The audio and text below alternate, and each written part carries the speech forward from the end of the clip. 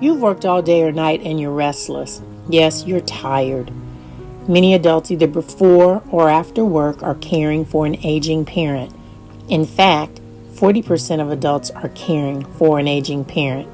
Approximately half of this group, aged 45 to 64, are experiencing this phenomena at a time when children are away at college and during the time when they are planning for their own retirement. The sandwich generation is described as the generation who has children at home or in college and are also caring for their adult parents at a time when financial resource needs are greatest. The aging parent has concerns too.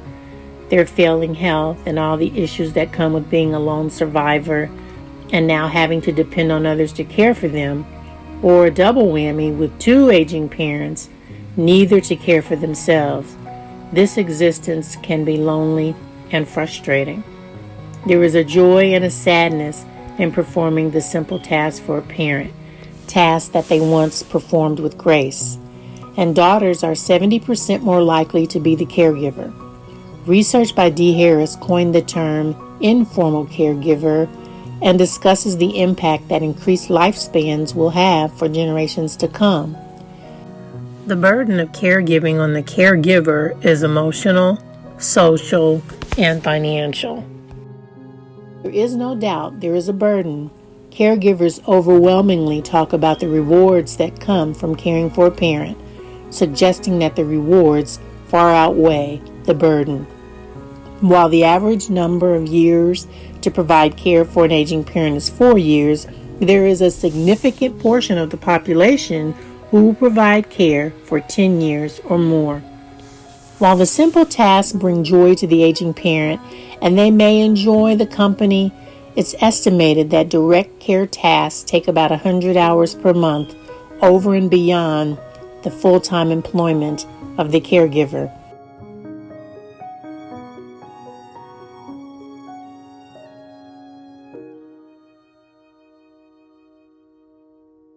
There is no lack of love or commitment, just fatigue. And the changing dynamic to the household is significant, including all the special tasks that require special training, which then takes additional time to learn. For the countless families out there who are not only taking care of their daily responsibilities, but the responsibilities of a loved one, these are not easy tasks, from just feeding to personal care to just spending quality time and laughing. Only to have to do it all over again is not an easy task, and yet they do it day after day after day.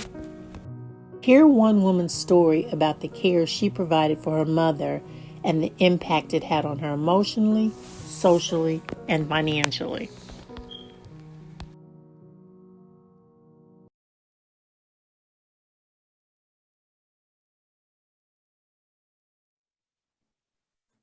Good evening, everyone. This is Dr. Michelle, and I want to welcome you to another episode of Tabernacle Talks. And today we have a guest with us, Julie Rinder, who's going to be speaking with us about caring for the aging parents, actually. And I think this is a serious subject for everyone, particularly those of us who they now call the sandwich generation.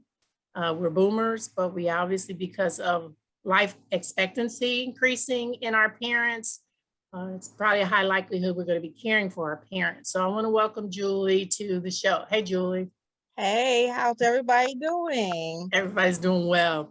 I want to thank you for sharing this with us because I know it's not easy to talk about this kind of subject, particularly when it's so close to you. So I do appreciate you coming on this show to be able to talk about it. And I guess I just want to jump right in. When we talk about caregiving, being an adult child, when was the first indication, at least to you, that your parent, and I believe this was your mom, correct, could not care for herself anymore? What indications did you see? I saw a little bit of dementia and Alzheimer's in her. Not remembering what she was saying or coming down the stairs and not remember what she was doing. Was that frightening? Did she have any idea that that was happening to her? No, she did not. Um, it was first diagnosed and went into nursing home. And what had happened was by her playing music, it kind of just went away, and her not singing like she used to sing or remembering what she used to do. Now, you obviously were thrust in the role of being the primary caregiver. Did you have any formal training? I mean, there are lots of times when you're thrust into this role and you're having to do skin assessments, dressing changes. Did you have any skill doing any of those things at the time you became the caregiver? No, I did not. I have a master's degree in the healthcare administration, and we had touched on subjects just like this one now, and we had to go through different skills in order to achieve that goal. So while learning it from different aspects, psychology, physiology of the movements and the body structure, the eye structure, the normal structure, and her speech impairment, I just picked up on it. So when we was going back and forth to the hospital and nursing home, they showed me how to take care of her. And I didn't have no courses at all. I just gradually just straight went in it and just did it. That had to be frightening. So you were taking vital signs and all those things when you really had no formal training, but you had to learn pretty quickly Yes, I how to do did. those things. Yes, I did. Did you ever consider placing her in a nursing home? At one point in time, me and my husband did consider it. We did put her in a nursing home for a fall that she had, and it was rehabilitation. That's when they first noticed it. And then she came out of it, as elderly people, they come and go with their mindset. They know you for 15, 20 minutes, and then they go off on their spurts. So the training that I had, it came from nursing home, and by them showing me how to do exercises with her, speech, mobile, listen to music, it brought her back and forth of the problems that she was having. I know I recall one day that I was there with her. I stayed in a nursing home with her every night, and my son came and she said, "That's my brother Kenny." And it was not, it was my son. And he says, "Mommy, what's wrong?" I said, "She's got a little bit of dementia." He says, and he about wanted to just to burst out and cry, you know. And when you have a son or daughter that's there with you 24/7, going back and forth to the nursing home, seeing how their mom, grandma looks like, it kind of took a toll on him because he did not know where he was going. All he knew is my grandma okay? Is my grandma okay? So how did your life change? Obviously, you become the caregiver. Were you working at the time? I was, yes, I was working at the time. I was doing my um work at home programs. I am a Mary Kay consultant, and I was doing that and going back and forth, helping my clients. I had to kind of cut all of it off because it kind of got to a point that she couldn't even recognize who I was, but she knew who I was by her calling me Julie, Julie. And she come downstairs and say, Aaron, Aaron. And she knows her house. Then she goes back upstairs and she will come back down the wandering. It's called the wandering thing. Wandering back and forth in the kitchen, looking for the grandkids and looking for my other grandkids. So And how many hours of support did it take? Like if you had to tell me this is how many direct care hours I had to spend taking care of my mother, what would you guesstimate that it took? I wouldn't say it took all day. It took all day because I had to sleep downstairs in the living room of the constant of walking up and down the stairs, including the middle of the night. Whereas the dementia and Alzheimer's is when they walk into a kitchen, they think they're putting jelly on the bread, but they're not. They're putting it on their hands and it falls straight to the floor. That was the one thing that we noticed. And then I had to really just unplug all the appliances in the house, stove, the microwave, because she was going and turning it on and off, and she's thinking that she's cooking. She's not. So we unplugged everything in the house. So did you ever get to a point where, of course, she doesn't recognize you, that you felt it was a safety issue because you're now having to unplug things, you're having to watch her constantly? I mean, was there ever any point where you're like, oh, wow, what did I sign up for here? No, she knew me, but then again, she didn't. But she knew who was around her, and she could feel her. She could feel who's calling her name. And like I said, it was like the catch-22 of flipping, because they flip every 15, 20 minutes on you. And when it gets that way, you kind of have to study it and study yourself and think about, what would I do if I was in her shoes? And I thought about what would happen to me if I had been that way. And she would always tell me in her way, I'm going to be fine. I'm going to be fine. So the flipping from back and forth, you have to really watch them because they have their own mind at this time. And it goes back into the baby stage of them calling their great grandparents or their sisters or brothers. And it goes right back into the baby age. Oh, wow. So what kind of support did you get? You mentioned your son. What kind of support did you get from other family members? I had a lot of support from my husband. I had a lot of support from my grandkids, um, my two kids, and my friends and my church family was a lot of support. So was it your decision to be the caregiver, or was it her decision? Did she say to you, Julie, I want you to take care of me? Yes, ma'am. She did say, I want you to take care of me. Yes, ma'am. Wow. It's interesting. When I was doing the research for this show, there was an interesting research study that talked about the burden of being a caregiver. But then there were also research studies that talked about, a lot of people talked about the rewards, that it was rewarding to them because they were able to take care of a parent. Would you say that it's kind of, yes, initially maybe it's a burden, but it was rewarding because it was a parent? Yes, it is a burden, and plus it is rewarding because we have to realize that we're going to go through that stage ourselves. Mhm. So I had prepared my son and my daughter in case something happens to me or daddy, you know what to do. And they agreed on that. You know, mommy, we got you covered. We got it covered. And they saw how I took care of my mom, change her clothes, wash her up, the whole full 9 yards. And that Wow. was,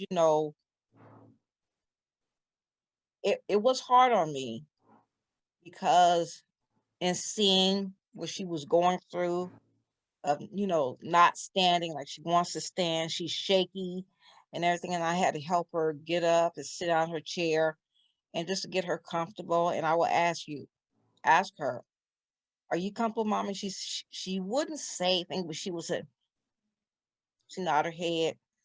And I say, do you know who I am? And she'll say, yes. I said, who am I? And she says, Julie. I said, can you tell me your family names? And she would go off and she would go through her sister's names, and then she'll go through her brother's names. Then she'll go to where's where's Aaron? Where's Aaron? I said, Aaron's downstairs, mommy. He's downstairs. Okay. And she said, where's my grandkids? I said, she asked me, where's my son at? I said, which one? She says, Texas. I said, you mean James? She said, yes. I said, he's in Texas and he's working. She said, okay. Where's the other twin? I said, he's here. He's here, mommy.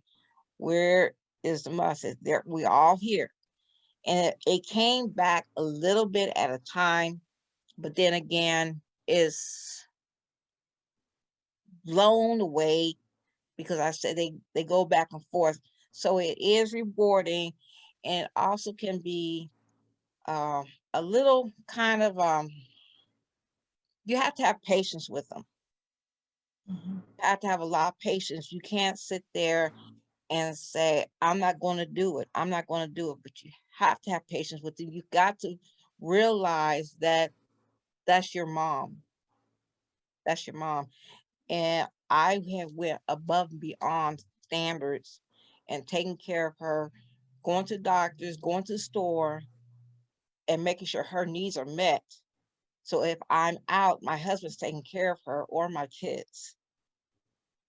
Now, did you ever think of bringing in like private duty support or someone to help? I at the time, yes, but then again it changed to a no because of the income, because she worked on the base and the income was too high. Was there ever an issue with the quality of the caregivers? Like, did anybody show up and you were like, "Oh, I'm not going to let that person take No, care of my mom"? no. So you always had quality people. I And just had me and my family, and that was it. wow, wow.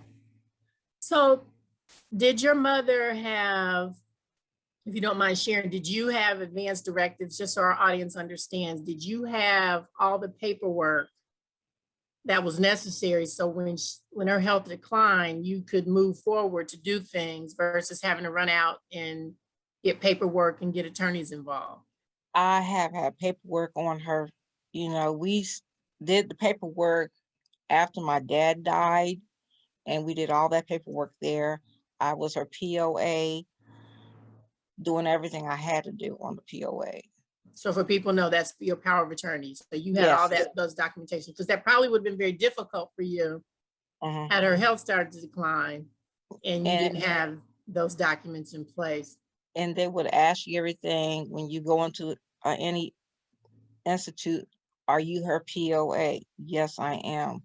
Do you have all her paperwork? Yes, I do. Do you have an insurance? Yes, I do. Do you have another contact? Yes, I do. Do you have a funeral home? Yes, I do. Wow, you had it all together. So how many years in total when she's declined? They're saying like the average number of years that an adult child has to take care of a parent is 4, but some it can be as long as 10 years. How many years did you provide care?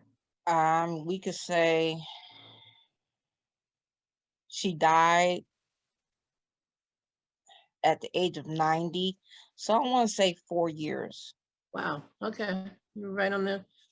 Did you ever just want to quit? If I had quit, she would have left that day. So She if would you have had left. quit, she would have quit. Uh-huh. So do you feel sometimes she was holding on for you? Yes, I do. Wow. So what did you learn about yourself during all this? What did I learn about myself? My mom has always taught me and my brother to take care of yourself and be yourself. And if anybody needs help, you help them. So during my mom took care of my dad, and then my brother left out here 2 years later. And then we both ended up taking care of each other, of running the house and paying bills and going berserk at the same time, but when she left, I realized that I had the responsibility to do what she had to do, is run the house. And my kids asked, "Are you okay?" I said, "Yeah, we just gonna run the house just like your grandma run it, you know, taking care of all the bills and everything, you know. You may have to download some things I did have to download, but at the same time, I had to bring myself back up to where I'm used to doing, is getting back into the business and working toward it, and not crying so much, even though I know that she's telling me I'm going to be fine, but at the same time I'm not, and then again I am. So what advice, if you could leave any advice for our audience about what you would tell them about being a primary caregiver for someone when their health is declining, what takeaways would you give someone in the audience? To everybody that has an adult that needs help and they see that things are not going right and it's deteriorating, stay with them. Don't let go. If you got to be at the hospital, be at the hospital. If you got to be at the nursing home, be at the nursing home. And there's times they may not have a bed for you, but they got a bed for your mother or father or your sisters or brothers. Be there for them. Make a chair up. I had to make chairs up for a bed because they didn't have one for me. So I had to pull two chairs together and put a blanket over me with a pillow. And there's sometimes you may not eat. There are times that I didn't eat because I was on pins and needles, and other times that I had to stay awake to hear her move. I never left my mom's side for no reason at all. The only reason when I left her side was to come home, get washed up, and go right back to the hospital, or get like 20-30 minute rest and go right back to the hospital. Or my husband would go and stay with her, or my niece or nephew, they go stay with their grandma or my kids. But there's times that we have to realize that when it comes to an elderly person, they look for the comfort from their family members. And that's the most important thing, is stay with them and don't leave them, because they feel you when you leave that room. They do feel you. You know, you have nurses come in, they'll look and they'll say, well, they'll say, well, my mom will always look for me like this. And then she knows I'm not there. And then the nurse will tell her, well, she'll be back in a minute. Then she says, okay. So to take care of your family, do everything you have to do. Don't sit down and cry about it. That's a part of us. That's a part of all of us. We have to go through a lot of stress and strain. You know, you may not like it, but taking care of a parent is 100%, and loving them and say, I love you until the very end. Well, Julie, I want to thank you for sharing your experience with us at Tabernacle Talks. And if there's anyone out in the audience, if you're experiencing challenges and triumphs, because I think it sounds like it's both. It's a challenge, but it's a triumph as well, to be able to care for your aging parent. Get support, reach out, know that there are resources out there, and a lot of prayer to be able to give you the strength to be able to continue and endure.